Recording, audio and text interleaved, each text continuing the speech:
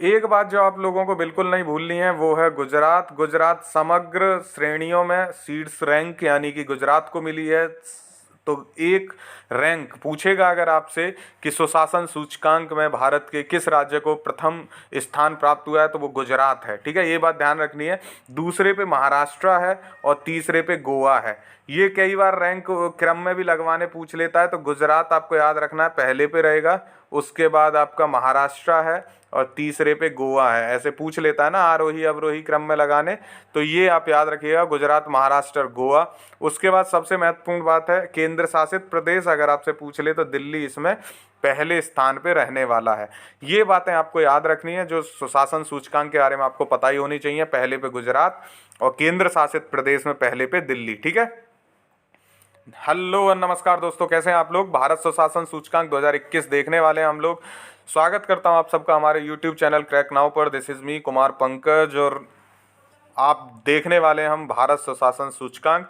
बिहार या किसी अन्य एग्जाम की तैयारी करते हैं, बिहार पीसीएस या स्टेट वनडे एग्जाम किसी की भी तैयारी करते हैं, भारत सुशासन सूचकांक हर एग्जाम में पूछा जाता है। महत्वपूर्ण है ये, इसको हम देखते हैं बिना किसी देरी के।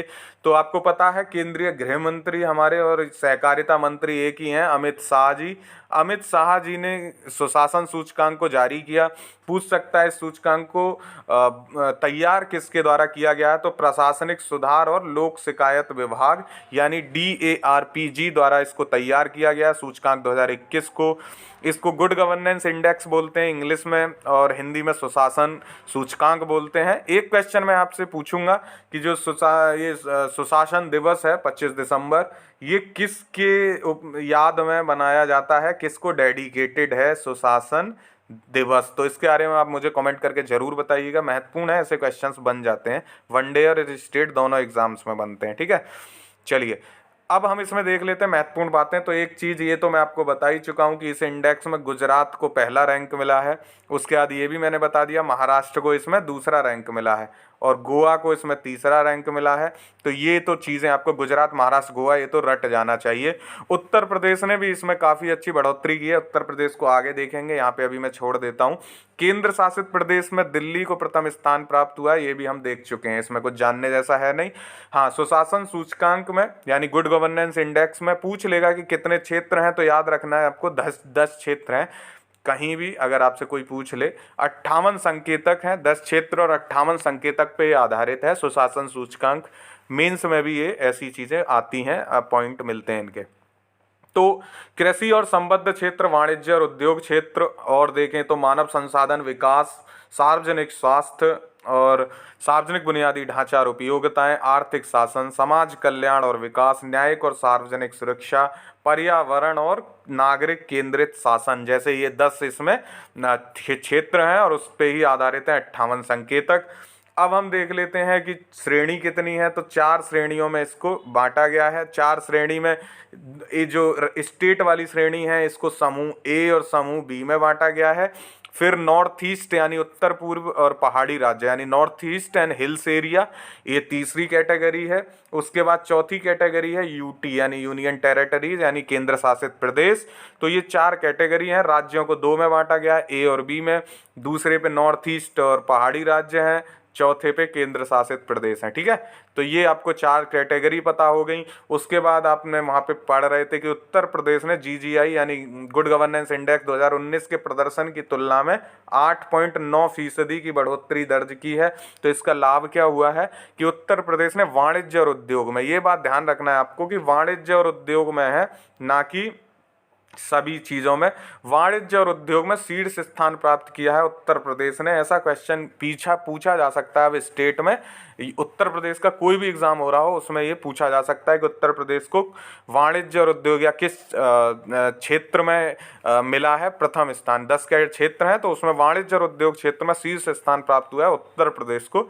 वाणिज्य जैसे क्षेत्र में प्रथम स्थान प्राप्त करना महत्वपूर्ण बात हो जाती है किसी भी ऐसे स्टेट के लिए जो बीमारू की श्रेणी में आता रहा है। ठीक है, राजस्थान ने जो कि ग्रुप बी की श्रेणी में है, न्यायिक और सार्वजनिक सुरक्षा में प्रथम स्थान प्राप्त किया है। ठीक है, न्यायिक व सार्वजनिक सुरक्षा, पर्यावरण, नागरिक केंद्रित शासन के क्षेत्र में शीर्ष स्थान प्राप्त किया है राजस्थान ने। जैसे उत्तर प्रदेश ने वाणिज्य और उद्योग में, वैसे ही राजस्थान ने न्यायिक और सार्वजनिक सुरक्षा, पर्यावरण और नागरिक केंद्रित शासन के क्षेत्र में शीर्ष स्थान प्राप्त किया है। ये बात भी आपको पता होनी चाहिए राजस्थान के बारे में। ये ग्रुप बी का क्या मतलब है, मैंने अभी आपको यहाँ पे बताया समूह ए और समूह बी, तो राजस्थान ग्रुप बी में है, ठीक है, ये भी बात आपको याद रखनी है। चलिए अब हम देख लेते हैं क्षेत्र और इनके समूह के आधार पे जो सीड्स पे है।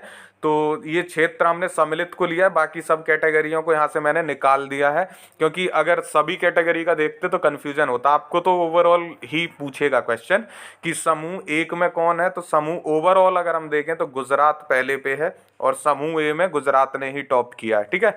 समूह बी में अगर हम पूछ ले आपसे, इतना डीप क्वेश्चन बनाएगा नहीं, मध्य प्रदेश पीसीएस में ऐसा क्वेश्चन बन सकता है।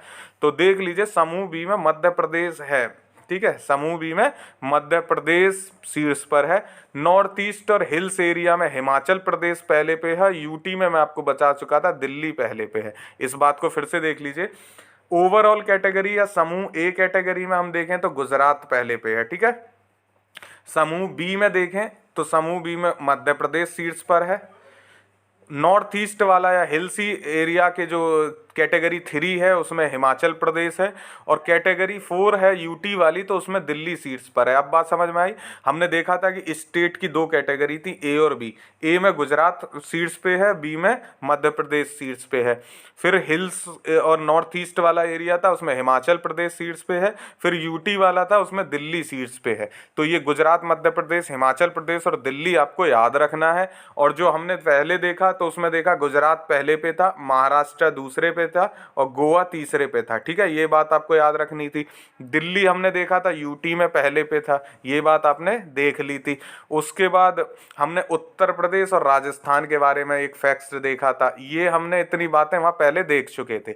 अब उसी में बस आपको ऐड कर देना है कि समूह बी की जो कैटेगरी है, समूह बी में आपको मध्य प्रदेश है शीर्ष पे, और नॉर्थ ईस्ट वाला जो एरिया है और हिल्स एरिया के जो कैटेगरी है उसमें हिमाचल प्रदेश शीर्ष पर है, क्योंकि इनसे भी क्वेश्चन बन सकता है, ठीक है। अब मुझे लगता है कि आपका डाउट क्लियर हो गया होगा। ये चीज मैंने यहाँ फिर से लगा दी है, गुजरात, महाराष्ट्र, गोवा, दिल्ली।